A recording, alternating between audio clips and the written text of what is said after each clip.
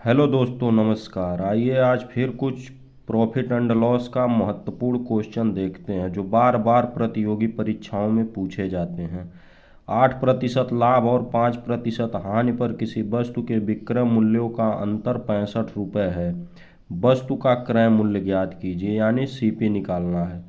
तो 8% लाभ और 5% हानि। लाभ और हानि दोनों अलग अलग है। अगर सेम होता लाभ लाभ हानि हानि तो प्रतिशत का अंतर निकालते हैं, लेकिन यहाँ अलग अलग है। लाभ है एक जगह, दूसरी जगह हानि है, तो दोनों प्रतिशत को जोड़ लेंगे और जो अंतर 65 रुपये दिया है उसी के बराबर होगा। तो दोनों को जोड़ेंगे तो 8% प्लस 5%, 13%। 13% का मान कितना है? 65 रुपये के बराबर।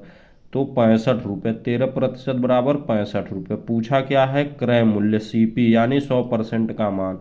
तो 65 गुणे 100/13, 13 से काटेंगे 13 पचे 65, 5 का गुणा 100 में करेंगे सीपी, यानी 500 रुपये इसका क्रय मूल्य आ जाएगा। इसी प्रकार दूसरा क्वेश्चन देखते हैं। 9% हानि और 7% लाभ पर किसी वस्तु के विक्रय मूल्यों का अंतर 144 रुपये है। उस वस्तु का क्रय मूल्य क्या होगा? तो दोस्तों यहाँ भी एक जगह हानि, दूसरी जगह लाभ और दोनों का अंतर 144 रुपये। तो क्या करना है? लाभ और हानि दोनों अलग अलग है तो दोनों को जोड़ लेना है। 9% प्लस 7% बराबर कितना हो गया? 16%। 16% का मान कितना दिया है? दोनों का अंतर 144, यानी 16% बराबर 144। और पूछा क्या है? क्रय मूल्य सीपी। यहाँ भी 100% का मान पूछा है, तो 100% का मान निकालने के लिए 100 गुणे 144/16, 16 से काट देंगे 144 को, तो 16 नवा 144। 9 का गुणा 100 में करेंगे, 100 नवा 900, 900 रुपये क्रय मूल्य इसका भी आ गया। इसी प्रकार दोस्तों एक और क्वेश्चन देखते हैं।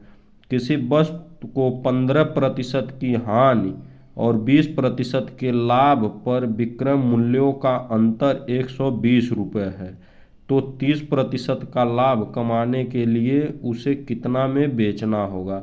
दोस्तों ये थोड़ा सा क्वेश्चन अलग है।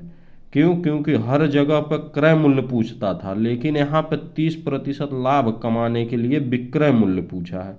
लेकिन नियम सेम रहेगा, एक जगह हानि, दूसरी जगह लाभ। दोनों प्रतिशत को जोड़ देंगे, दोनों को जोड़ेंगे तो 15% प्लस 25% कितना हो गया? 40%। दोनों का अंतर कितना है? 120 रुपये, यानी 40% बराबर 120 रुपये। लेकिन यहाँ पर 30% लाभ पूछा है, न कि क्रय मूल्य पूछा है। तो क्रय मूल्य अपने आप में 100% होता है। अब 100 में 30% का लाभ लेना है तो 30% जोड़ देना है, तो 130% का मान पूछा है।